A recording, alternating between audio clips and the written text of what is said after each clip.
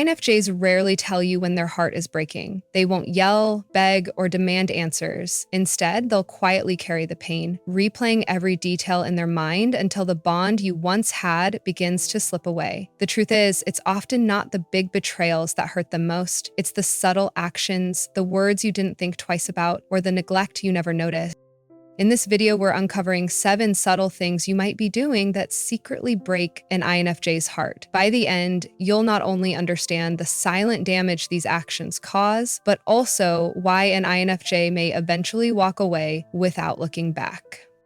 Before we dive in, make sure you subscribe to BRAINY and turn on notifications. That way, you'll never miss the deep dives into INFJ psychology that help you see the world through their hidden lens. They go unheard. For an INFJ, being unheard is one of the most heartbreaking experiences they can face. These personalities don't open up easily. They guard their inner world carefully, choosing only a select few people to share their deepest thoughts and emotions with.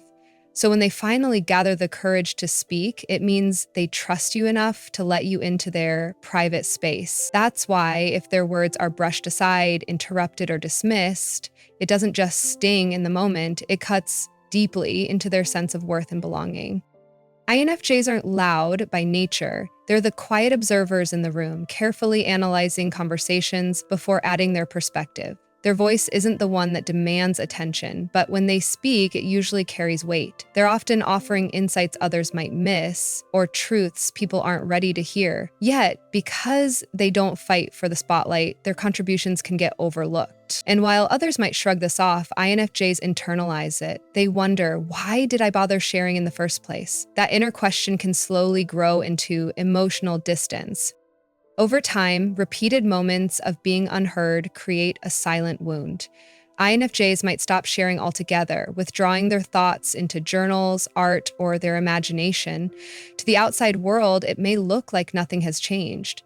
They'll still nod, smile, and listen as they always do, but inside, they're building emotional walls, quietly deciding that you aren't a safe person to be vulnerable with anymore. And once that door starts closing, it rarely opens again.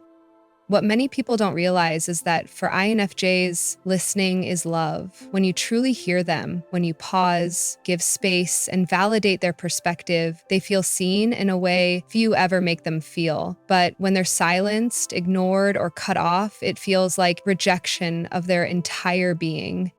That's why one of the most secret ways you can break an INFJ's heart is by not listening when they finally speak. Their silence afterward isn't indifference, it's self-protection, and it may be the first sign they're slipping away, feeling taken for granted.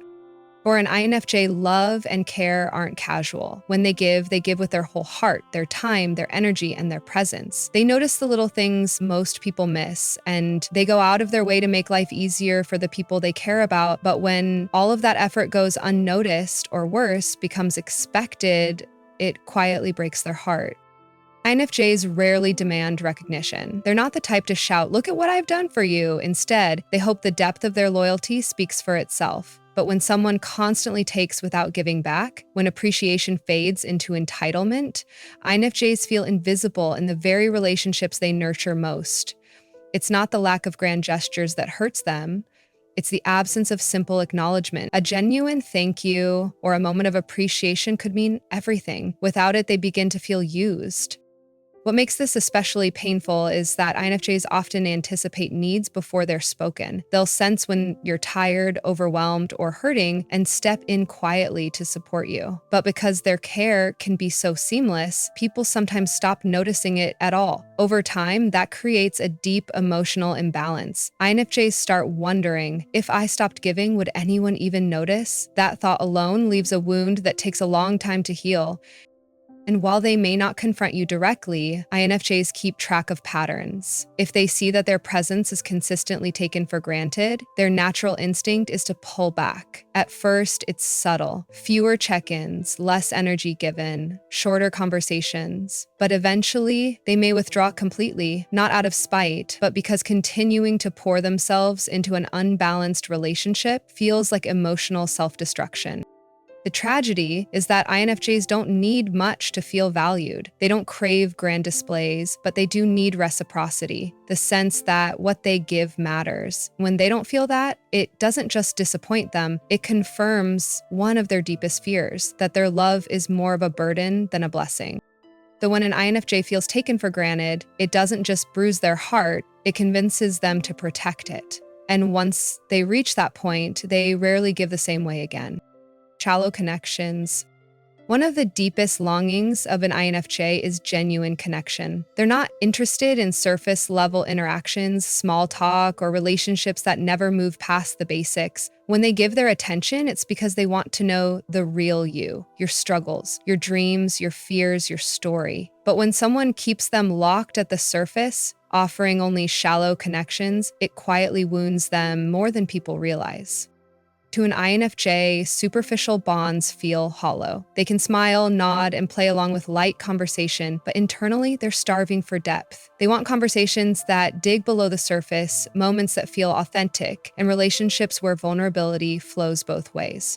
When that's missing, it feels like rejection, not of their company, but of their very essence. They begin to feel that their desire for depth is too much, or that their presence isn't being truly valued.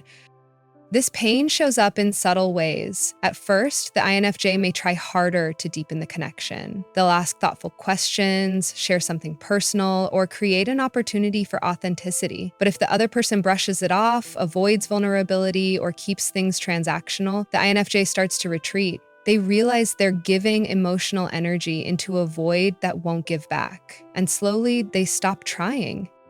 The heartbreak lies in the contradiction. INFJs often attract people with their warmth and insight, yet many of those people only want a surface-level bond. It leaves the INFJ feeling like a therapist, a cheerleader, or a temporary comfort, but not someone worth truly knowing. Over time, this one-sided dynamic convinces them to withdraw into solitude, where at least they don't feel the sting of being emotionally invisible.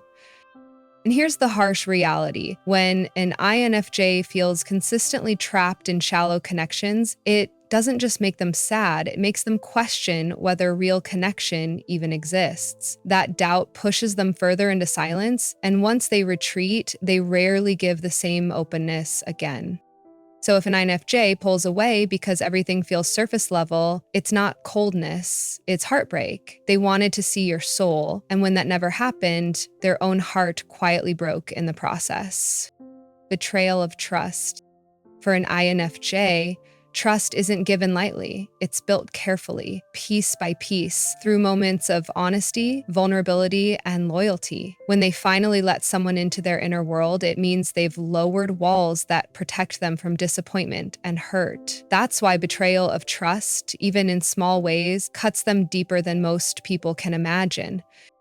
It doesn't have to be something dramatic like outright lies or infidelity. Sometimes it's as simple as breaking a promise, sharing something they told you in confidence, or showing inconsistency between your words and actions. To others, these might feel like minor missteps, but to an INFJ, they signal something bigger, that the bond they thought was safe isn't as solid as they believed. The pain of betrayal is amplified because INFJs rarely let many people in. Their circle is small, and their loyalty runs deep. So when someone close to them breaks that trust, it doesn't just feel like losing a friend, partner, or ally. It feels like losing part of themselves. They can't help but replay the moments in their mind, analyzing where they missed the red flags, questioning their own judgment, and wondering how they didn't see it coming. What makes betrayal even more heartbreaking for an INFJ is their tendency to give people the benefit of the doubt. They want to believe in the good in others, so they may ignore warning signs until it's too late. When the truth finally surfaces, it feels like a personal failure. Not just that someone hurt them, but that they trusted the wrong person. Once their trust is broken, rebuilding it is almost impossible. INFJs don't lash out loudly, but they retreat into silence. Their warmth fades, their openness closes off, and their presence shifts into something distant and cold. To outsiders, it may look like they've simply moved on, but internally, it's one of the deepest wounds they carry. The tragedy of betraying an INFJ's trust is that most people don't realize the magnitude of what they've lost. They haven't just broken a bond, they've lost access to one of the rarest forms of loyalty and love. And once an INFJ decides that trust is gone, there is no going back. Disrespecting their boundaries. One of the quickest ways to secretly break an INFJ's heart is by ignoring or disrespecting their boundaries. INFJs don't set boundaries casually. When they finally say no, ask for space, or express a limit, it's usually after deep internal struggle. Because they're natural givers, their first instinct is often to accommodate others, to say yes even when it costs them energy. So when they reach the point of asserting a boundary, it's because they truly need it for their well-being. Unfortunately, many people dismiss these boundaries. They assume INFJs will forgive, bend, or give in because so often in the past, they have. But every time someone pushes past that line, it chips away at the INFJ's trust and respect. To an INFJ, a boundary isn't about control or rejection, it's about survival. It's how they preserve their energy, protect their mental health, and keep from drowning in other people's demands. When someone disregards that, the INFJ doesn't usually explode with anger. Instead, they withdraw quietly, their heart breaking a little more each time. For example, if they ask for space and someone pressures them to just talk it out, it makes them feel unseen. If they say no and it's ignored or mocked, it reinforces the painful belief that their needs don't matter. Over time, this leads to resentment and deep emotional distance. The silent tragedy here is that INFJs rarely explain how much it hurts them. They'll give polite smiles, continue showing kindness, and avoid conflict, but inside, they're closing the door a little more with each violation. People may think everything is fine, but in reality, the INFJ is already halfway out of the relationship emotionally. Disrespecting an INFJ's boundaries is not just about the moment itself. It communicates something much deeper. It tells them they can't trust you with their needs, and once that seed is planted, it's nearly impossible to undo. What many fail to understand is that boundaries are an INFJ's way of keeping relationships healthy. When honored, they create closeness. When broken, they guarantee distance. In the end, every ignored boundary is another reminder to the INFJ that they are better off protecting their heart in silence than letting it be repeatedly wounded. Being misunderstood constantly. One of the most heartbreaking struggles for INFJs is living with the feeling of being misunderstood almost all the time. While many people occasionally feel unseen, for INFJs, it's a recurring theme in nearly every relationship, friendship, or environment they enter. Their inner world is incredibly complex, filled with deep insights, layered emotions, and constant reflection. Yet when they try to express themselves, they often feel like their words don't fully capture the depth of what's inside. This disconnect leaves them feeling alien, like they're speaking a different language that others can't quite translate. For example, when an INFJ shares a vision or gut feeling, people might dismiss it as overthinking or being dramatic, only to realize later that the INFJ was right. Or when they show empathy and insight into someone else's struggles, they're sometimes told they're too sensitive or taking things too seriously. Over time, these reactions make INFJs retreat further into themselves, silently nursing the pain of never being truly understood. The irony is that INFJs are masters at understanding others. They pick up on unspoken feelings, notice subtleties others miss, and can often articulate emotions for people who don't even know how to express them. Yet when the roles are reversed, they rarely receive that same depth of understanding. This imbalance cuts deeply because INFJs crave genuine connection more than anything. They long for relationships where their thoughts, feelings, and instincts aren't brushed aside but valued. Being misunderstood constantly also leads to an invisible cycle of exhaustion. INFJs may try harder to explain themselves, over-clarifying their intentions or downplaying their intensity just to fit in, but every attempt that falls flat reinforces the painful belief that maybe they're too much or not enough. Eventually, many INFJs stop trying altogether, choosing silence over the vulnerability of being dismissed again. What others often don't realize is that this isn't just frustration, it's heartbreak. To an INFJ, being misunderstood feels like being unseen at the soul level. And for someone who values authenticity and depth above all, that's one of the loneliest experiences in the world. Indifference to their pain. Few things cut an INFJ more deeply than when someone shows indifference to their pain. For INFJs, empathy is second nature. They notice the slightest shift in tone, the smallest flicker of sadness in someone's eyes, and they feel compelled to respond with compassion. So when the tables turn and their pain is brushed aside, minimized, or outright ignored, it creates an ache that lingers far longer than most people realize. This indifference doesn't always come in loud, dismissive words. Sometimes it's as subtle as a friend changing the subject when an INFJ finally opens up, or a partner giving a half-hearted response when the INFJ is visibly struggling. To others, it might seem like no big deal, but for an INFJ who rarely voices their pain in the first place, that indifference feels like a rejection of their inner world. It tells them, your feelings don't matter here.